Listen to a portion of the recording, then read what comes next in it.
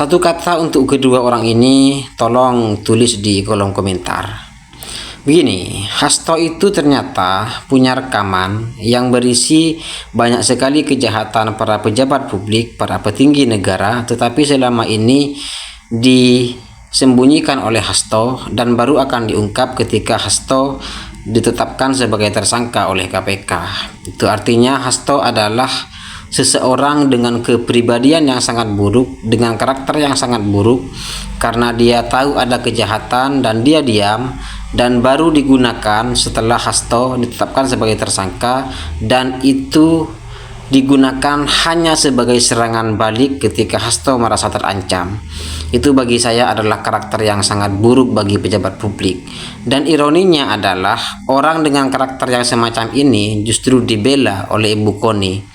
Jadi kalian masih mau menyebut bahwa kedua orang ini adalah pejuang kebenaran? Mana otak kalian? Dalam salah satu podcast bersama Abraham Samad, Ibu Koni mengatakan begini. Apa kita mau buka-bukaan? Apa kita mau hancur-hancuran?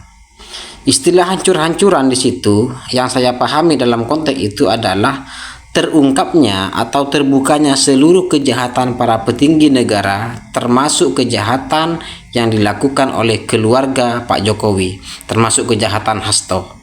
Jadi bagaimana mungkin terungkapnya suatu kejahatan, termasuk itu kejahatan Pak Jokowi atau Hasto, dianggap sebagai suatu kehancuran oleh orang yang selama ini menyebut diri sebagai pejuang kebenaran? Saya sebenarnya tidak masalah, Pak, kalau semua kejahatan para petinggi negara itu diungkap, termasuk kejahatan yang dilakukan oleh keluarga Pak Jokowi. Karena itu bagi saya baik untuk negara ini. Tetapi yang saya pertanyakan di sini adalah sikap Hasto dalam menghadapi kasus hukumnya.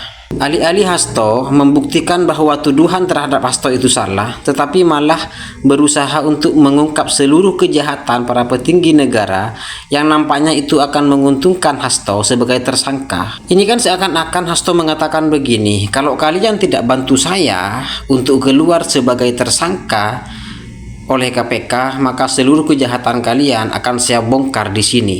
Ini kan artinya tidak secara langsung Hasto itu telah menyandera seluruh pejabat publik yang menguntungkan dirinya untuk membebaskan diri Hasto dari jeratan hukum. Ada banyak yang mengatakan bahwa Pak Jokowi itu telah menyandera para petinggi negara sehingga para petinggi negara yang disandra oleh Jokowi bisa dikendalikan oleh Pak Jokowi. Lalu apa bedanya dengan Hasto yang selama ini mengancam akan membuka seluruh kejahatan para petinggi negara saat Hasto menjadi tersangka oleh KPK?